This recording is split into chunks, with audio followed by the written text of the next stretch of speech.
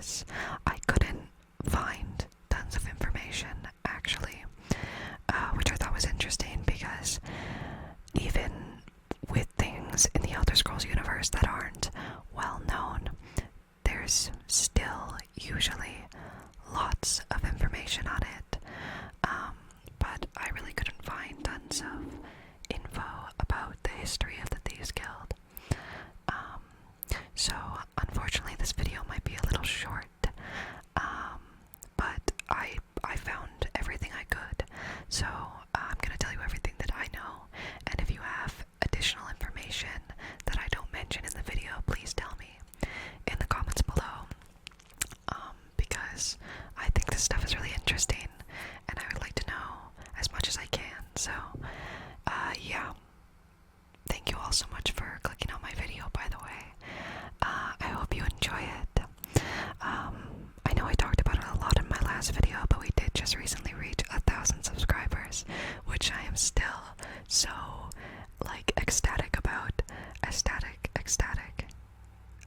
I'm enthusiastic about it. Very excited. So thank you all so much for 1,000 subs again. I still am not 100% sure about what to do for like a thank you video. So again, any suggestions would be appreciated. I think I might just do a basic personal attention whisper ramble type video, because I always love those, and you guys seem to like them as well. So look out for that. But in the meantime, Thieves Guild. Yeah. If you haven't hit the subscribe button, by the way, you should do so now. Only if you enjoy the video and the content that I make. But, you know, the next goal is 2,000, so yeah. Oh, you know what, actually, I'm sorry, I'm so scatterbrained.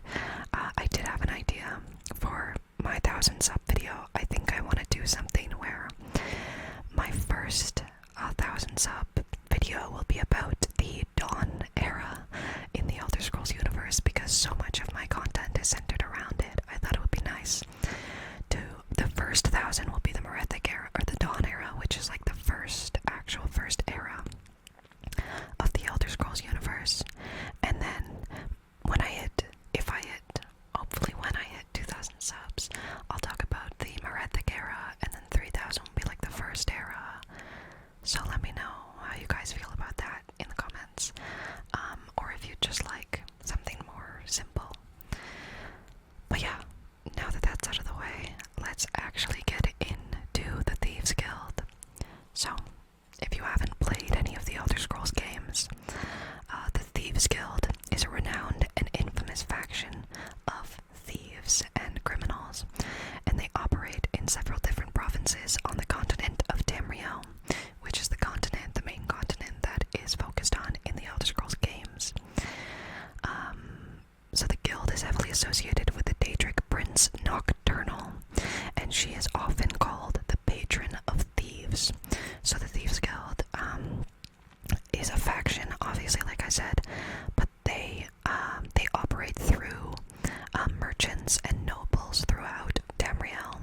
So if someone wants another person taken out of business because they threaten their own business, they'll contact the Thieves Guild, and the Thieves Guild will find a way to take that person out. They don't kill anybody. They're against killing.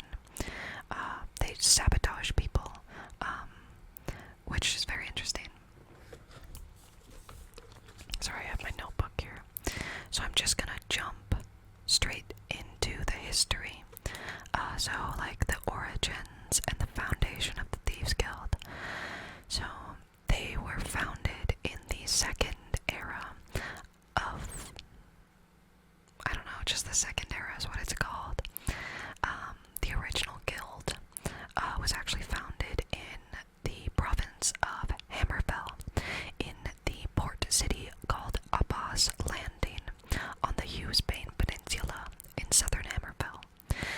The exact date of when it was founded is unknown, but it was some years before Second Era 549. But at some point in the 6th century of the Second Era, so yeah, the 500s, there was a man named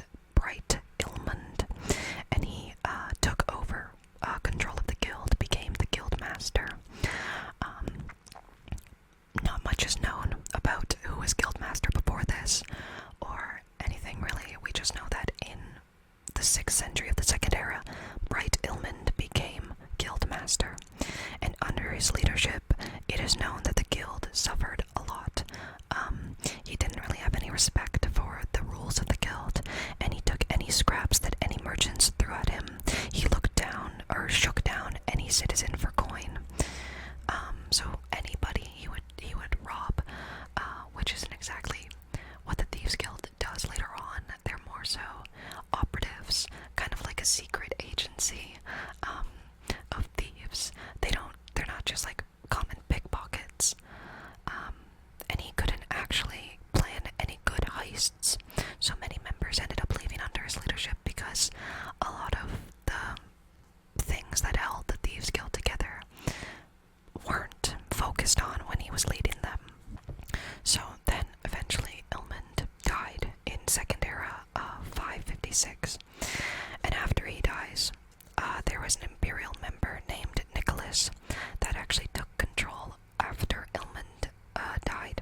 He was 23 when he took over, and he actually joined the Thieves Guild when he was only 15. A lot of this stuff about the Second Era Thieves Guild actually comes from the Elder Scrolls Online, and I know that some people don't count the Elder Scrolls Online as actual sources for the lore in the Elder Scrolls universe. But since there is so little info about the Thieves Guild in general, I thought it would be worth it to include this bit. And I usually include Elder Scrolls Online lore anyway, but I just thought I would let everybody know. Anyway, Nicholas takes over as Guildmaster at the age of 23, and under his reign, the guild actually flourished. They made heavy profits off the merchant lords of Abbas Landing. And then, in Second Era 582, Nicholas plans a heist of the Al-Danobia tomb in near the city of Tanith. He takes his inner council, consisting of 3 people named Ida, Daldur, and Zira, and they set out to heist the tomb because I guess it has lots of riches and things. Unfortunately, all of them die except for Zira, and she makes it out alive as the others died in a trap in the tomb. But it turns out that Nicholas actually faked his own death to win the dowry of a local noble named Magnifica Valora. Now, Magnifica Valora, her dowry is in, I believe, the tomb that they tried to heist earlier, so I'm not 100% sure why he decides to just fake his death and marry her instead when he could just take the dowry, but that's fine, I'm not, whatever, that's how it is, I guess. Anyway, so, once Valora finds out that the Thieves Guild did try to steal her dowry beforehand, she hires another criminal faction by the name of the Iron Wheel to take out Thieves Guild members. But eventually, the Vestige, who is the protagonist of the Elder Scrolls Online, and the character that you will play if you play it, the protagonist, the Vestige, I should say, reveals to her that she is actually marrying someone who she doesn't actually know. She thinks she knows him, but she doesn't, because it's actually Nicholas, because he faked his death earlier. It's very confusing. And she's like, oh, okay, I won't marry him then. I don't know what happens to Nicholas. After this, it is not specified on the sources that I had. He probably dies, I don't know. Anyway, after Valora finds out that he faked his death and was just trying to steal her dowry anyway, and that he actually betrayed the Thieves Guild by doing this, she decides that obviously she's not going to marry him, and she's going to establish ties with the Thieves Guild, which helps expand the small guild further out, and it gains more allies that way. So yeah, that's the Second Era. Obviously, after this, the guild's influence expands, and they gain many footholds in many different provinces: Skyrim, Hammerfell, High Rock, Morrowind even, and of course Cyrodiil. I couldn't find anything that said there was a strong Thieves Guild in like Somerset or Valenwood, Blackmarsh, or elsewhere.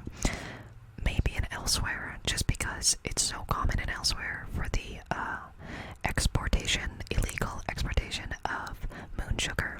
So the Thieves Guild could probably come in contact with that, but I didn't find anything related to that. And I highly doubt that the High Elves of Somerset would be okay with the Thieves Guild existing even in their province. So mostly they have footholds in Cyrodiil, Hammerfell, High Rock, Skyrim, and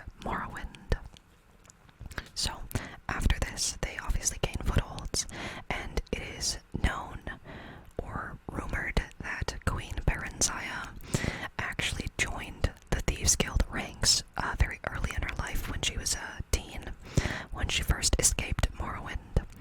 I might actually do a whole video on Baronzaya because I think she's a fascinating character in the Elder Scrolls universe. But yeah, she was part of the Thieves Guild when she was like 17, and then she escaped it for some reason, I can't remember. But yeah, that was in the Second Era. Late Second Era when she did that. Now, moving on to the Third Era, and what is called the Vardenfell Crisis. So, the Morrowind branch of the Thieves Guild was headed by a man named Gentleman Jim Stacy, and he was apparently a good, leader of that guild set up there. I believe he was a Red Guard man. But unfortunately, at this time, the guild was in conflict with another association called the Kimona Tong. They were another criminal organization that operated outside of just thievery and heists. So they would also do assassinations and other kind of criminal acts. So they were in conflict with the Thieves Guild at that time. Also because the Kimona Tong had an association with the Fighters Guild of Cyrodiil. So the Fighters Guild was kind of like this faction in Cyrodiil that was established, I believe, in the First Era. I might be wrong about that, correct me if I'm wrong. And they were kind of just they're kind of like a police force for Cyrodiil and the Empire itself. But they were corrupted at this particular time. Let me explain. So in Third Era 427, the leader of the Fighters Guild branch in Morrowind, specifically in Vivec City, the leader was called Sjoring Hardheart, and he was corrupted, like a corrupt cop basically, in league with the Kimona Tong. That is kind of like, the best I can describe it is like a gang of some kind. And so they were working together, and this upset the Thieves Guild because it's harder for them to, they're already targeted anyway because they are a group of criminals. So the Fighters Guild was targeting the Thieves Guild, and so was the Kimona Tong, even though the Kimona Tong was also a group of criminals. They were in league with the Fighters Guild, so the Thieves Guild had a lot coming at them at that point. But in the Elder Scrolls 3, Morrowind, Hardheart, the leader of the Fighters Guild, the corrupt leader, is executed by the Nerevarine due to his corruption. And also at this time, obviously, many of the high-ranking members of the Thieves Guild also had warrants out against them. But I believe in the Elder Scrolls 3, Morrowind, you work with the Thieves Guild, so obviously you don't execute your fellow members because that would be weird and wrong. So yeah, the Nerevarine resolves the conflict between the Thieves Guild and the Kimona Tong. So yeah, that's the Second Era Thieves Guild. It's just a small conflict in Morrowind, and we don't hear about the other provinces, unfortunately. So anyway, by the time of the Oblivion Crisis in the later in the Third Era, we know that the Grey Fox was the Guildmaster during the Oblivion Crisis. Now, I'm going to talk about the Grey Fox for a while because he is an important member of the Thieves Guild, and I think he's quite fascinating. So, the Grey Fox is known for being the Guildmaster in the Oblivion Crisis in Cyrodiil, and he wears the grey cowl of Nocturnal. Now, you can actually acquire this cowl in the Elder Scrolls V Skyrim through a quest that starts in Riften. It's just a very good headpiece. It gives you 30% better sneaking, pickpocketing is better, speech is easier, but guards always attack you when you wear it. But it is, I think, technically a Daedric artifact. It might not be counted as one, but it is an artifact from a Daedra. So, anyway, the Grey Fox, we know, is a title that is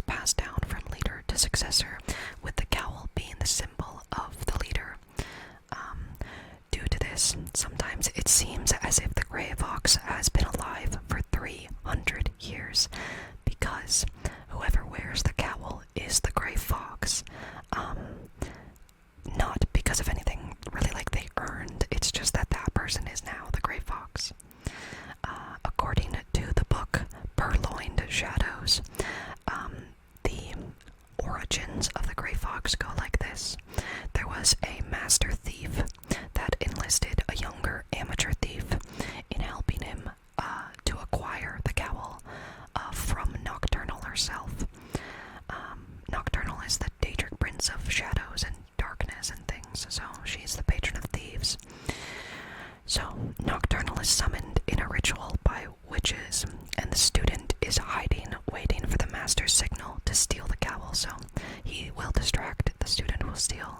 But the master actually yells and warns Nocturnal of the student's presence. This leads Nocturnal to attack and strangle the student. But just before the student dies, she notices that Nocturnal no longer wears the cowl. And this is believed that the master stole the cowl for himself and became the Grey Fox. So yeah, that is the Grey Fox, and then obviously he's a master thief. He's a bit of a legend in the Thieves Guild. Even Mercer Frey himself admires and looks up to the Grey Fox. Mercer Frey is the guild master for a time in the Elder Scrolls V Skyrim.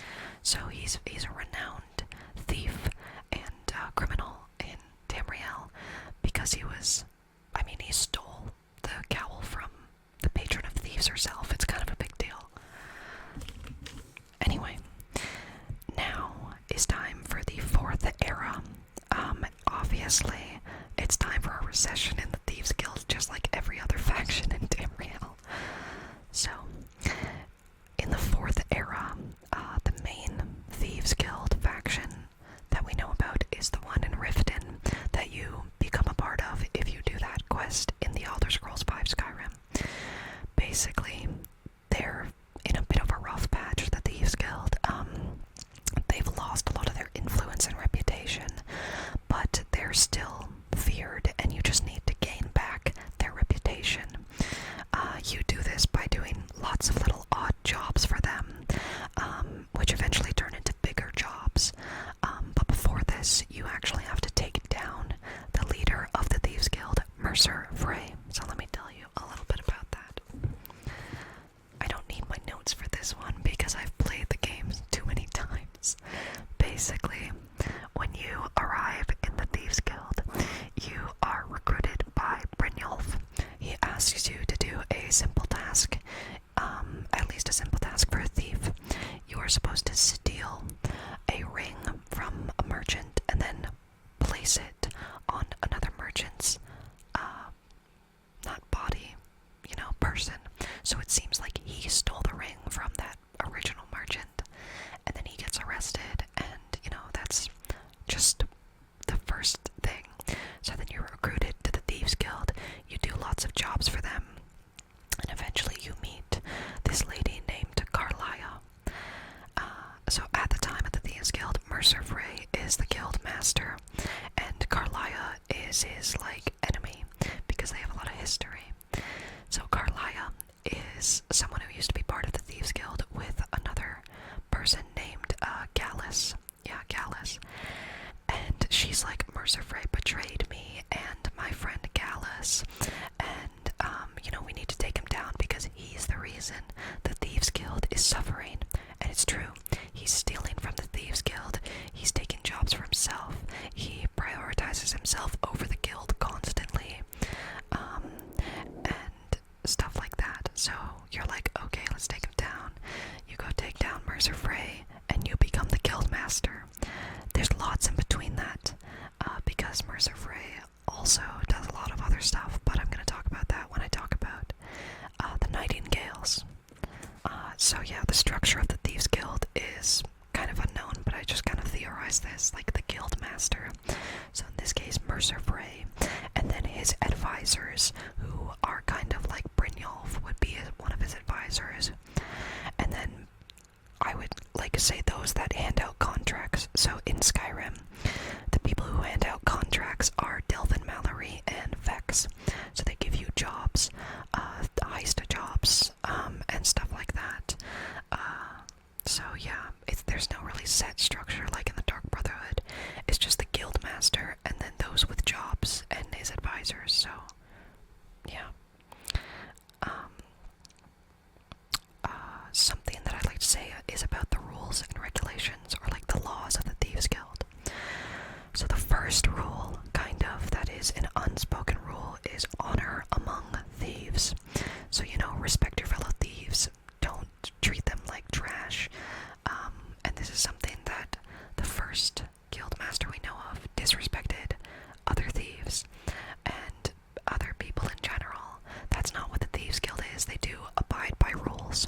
So during the Oblivion Crisis, when the Grey Fox was the guild master, he did establish 3 rules that all guild members follow to this day, except for Mercer Frey.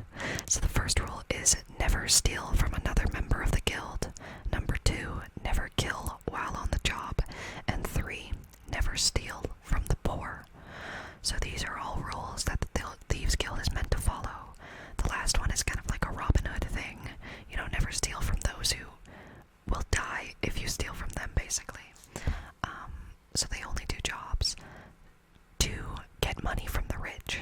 They don't exactly give back to the poor as far as I know, but a rule is don't steal from them. So we know that there are locations throughout Skyrim, Cyrodiil, and Hammerfell, and there was that location in Vivec City, but we don't know about it that much anymore. We know in Cyrodiil, the headquarters for the Thieves Guild is in the city of Waterfront, but they also have guilds, factions throughout the rest of the cities like Bravil, Bruma, Anvil, Coral, the Imperial City, and Leowin. Of course, Hammerfell, the original guild, started there in Abbas Landing, and of course, Skyrim in Riften, which is infamous for having the Thieves Guild. So yeah, now that is basically all the information about the actual core, like Thieves Guild itself. Now, I'm going to talk about the Nightingales, which is the inner circle of the Thieves Guild. So, the Nightingales are a cult of master thieves that are dedicated to the Daedric Prince Nocturnal. They have dedicated their lives to serving her, and therefore they receive special powers from Nocturnal herself. So, the cult is completely mysterious to the rest of Tamriel, and many believed that it was actually just a myth, that the Nightingales didn't exist, and that they were just a fake rumor made up to scare other members of the Thieves Guild into believing there was some punishment if they disrespected their superiors. So the only proof of them existing actually appears 100 years before the events of Skyrim. So there was a corpse discovered wearing strange black armor that bared an insignia resembling a night bird cradling a moon in its wings. But that's it. There's no one who's ever cited as being a nightingale. No one ever cited as serving Nocturnal in a specific way, until, obviously, the Dragonborn becomes a nightingale in the Elder Scrolls V Skyrim, if you follow through with the quest. So, obviously, since that, it's been a popular rumor, since that corpse was found, that the inner circle of the Thieves Guild was made up of nightingales, and that they protect the shrines of Nocturnal. Now, of course, this was a rumor, and many didn't actually believe it, but it is true. But very little was known about the Nightingales before the Elder Scrolls V Skyrim. But since in the game you can actually become a Nightingale, there's nothing about them before the 4th era. So let's talk about the initiation. So when one is initiated into the Nightingales, there are 3 kinds of powers that are offered to them called agents. They are available at the Nordic ruin called the Twilight Sepulchre. Now, to talk about the Twilight Sepulchre, it is a Nordic ruin located in Volkreath Hold, and within the Twilight Sepulchre, in the cistern, it contains the Ebon Mere. The Ebon Mere is a portal to the Evergloam. The Evergloam is the Oblivion realm that belongs to Daedric Prince Nocturnal. So this is where you can literally speak to Nocturnal through this portal called the Ebon Mere, and it's kind of like the headquarters of the Nightingale cult.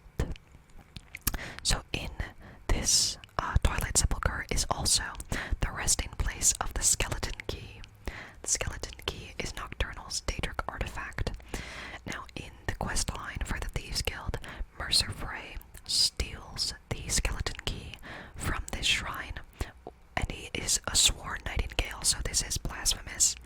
And Nocturnal refuses him, and many believe that the reason the Thieves Guild is in such a recession is because he went against his oath and stole the skeleton key. The skeleton key is like an infinite lockpick. It never breaks, and you can just reuse it over and over and over again. It's very useful for a thief, but if you're a Nightingale, you shouldn't steal. It's like stealing a crucifix and you're a priest, you know, like it's just wrong. So that's why the Thieves Guild was in a recession. Many believe that's why. Anyway, let's talk about the agents that are given to you, or that you can choose from once you become a Nightingale. So they're kind of like powers that Nocturnal gifts to you for dedicating your life to her. So the first one is called the Agent of Stealth, and it is a crescent moon. Now, if you pick the Agent of Stealth, you'll become an expert infiltrator. You are granted the Shadow Cloak of Nocturnal, which automatically turns you invisible when you sneak. The effect will dissipate if one interacts with anything, like if you open a door or a chest or try to steal something. You will become visible again, but anytime you sneak or reset your sneak, you'll become invisible. So that's the Agent of Stealth. The Agent of Subterfuge is represented by a half moon. And if you pick this, you use darkness to obscure others' thoughts and judgments. And their power is Nightingale Subterfuge. So the Nightingale Subterfuge forces people in the area to attack anyone in their vicinity other than you. And once this chaos breaks out, the thief is able to take advantage of the chaos and get whatever they need to get done, and then get out of there before people realize what has happened. The last agent is called the Agent of Strife, and it's represented by a full moon. Now, if you choose this, you use darkness as your benefit. So your power is Nightingale Strife, and it creates a funnel between an agent and their victim. And it funnels health from the victim to the Nightingale. Personally, I think the Agent of Stealth is the most useful one, because being invisible is very useful if you're sneaking around, obviously, or if you're stealing. So if I had to, I would choose the Agent of Stealth over the other two. But, you know, that's just my opinion. But that's actually all I have about the Thieves Guild. I mean, I can tell you about the Nightingales, I guess. So the most recent Nightingales we know about are Carlia, Mercer Frey, and Gallus Desidenius. I'm just gonna call him Gallus. So, before the Dragonborn comes to the Thieves Guild, these three, Carlia, Mercer Frey, and Gallus, I believe Gallus was the guild master, they ran the Thieves Guild. And then one day, Gallus was killed. Now, Mercer Frey put the blame on Carlia, said that she killed Gallus. She wanted to take over the Thieves Guild for herself, and that, you know, don't listen to her. So everyone ended up believing Mercer Frey, including Brynjolf and everybody in the Thieves Guild, because they didn't exactly have proof that it wasn't her, and they didn't have proof that it was Mercer Frey. So after Mercer kills Gallus and betrays Carlia, he steals the skeleton key from the Twilight Sepulchre, and they believe that this is why the Thieves Guild goes into a recession, because he's betrayed Nocturnal, he's betrayed his fellow guild members, he's actually killed one of his fellow guild members. Everyone's like, why are we suffering? And it's because of him. And on top of that, on top of killing a fellow guild member, betraying the other, and betraying Nocturnal herself, he actually is funneling most of the guild's money for himself to his own personal, like, bank, basically. And so, eventually, once the Dragonborn joins the guild and actually starts bringing it up to what it used to be, Carlia comes back, and she speaks to the Dragonborn on her own and says, you know, Mercer killed Gallus, he betrayed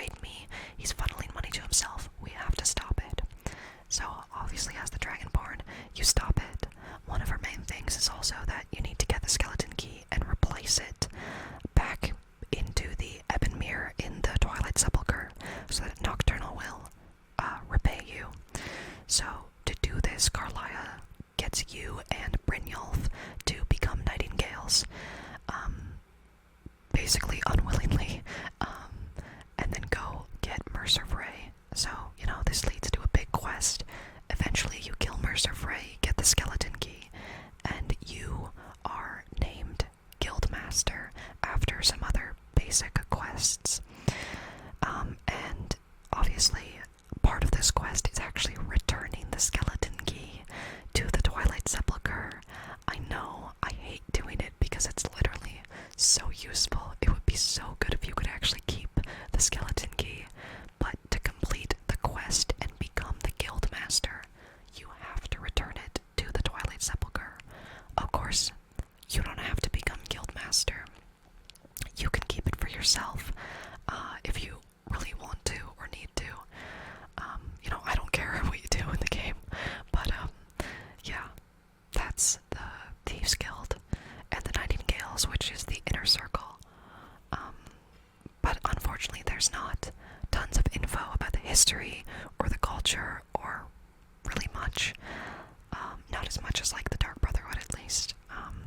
But I hope you enjoyed this video anyway. If you'd like me to talk about anything else regarding this, like if you want a whole video about Queen Baranzaya, which I would love to do, then let me know in the comments. There will be a 1K thank you video coming soon. I really just am not sure what to do, so it might just be a whisper ramble, personal attention type thing, because I do like doing those, and I know you guys do as well. But if you have any other ideas, let me know. And I will see you all in the next video. Thank you so much for watching. I really, really appreciate it. I will see you all in the next one. Thank you so much for subscribing, and if you haven't, you should do so now. Like the video, all the YouTube stuff. Thank you so much for watching. I will see you all in the next one.